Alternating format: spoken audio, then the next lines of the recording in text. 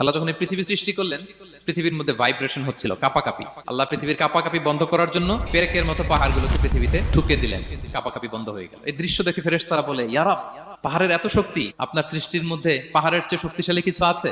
আল্লাহ বললেন আছে। সেটা কি? আল্লাহ বললেন সেটা লোহা, কারণ লোহা দিয়ে পাহাড় কাটা যায়, ঠিক কিনা? লোহার কথা শুনে ফেরেশতারা অবাক। ফেরেশতারা প্রশ্ন, তাহলে আপনার সৃষ্টির মধ্যে লোহার চেয়ে শক্তিশালী কিছু আছে?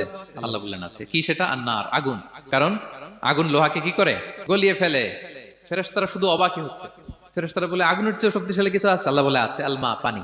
কারণ আগুনে দাউ দাউ করে জ্বলে ওঠা আগুনের মধ্যে পানি দিলে আগুন অস্তিত্ব হারায়।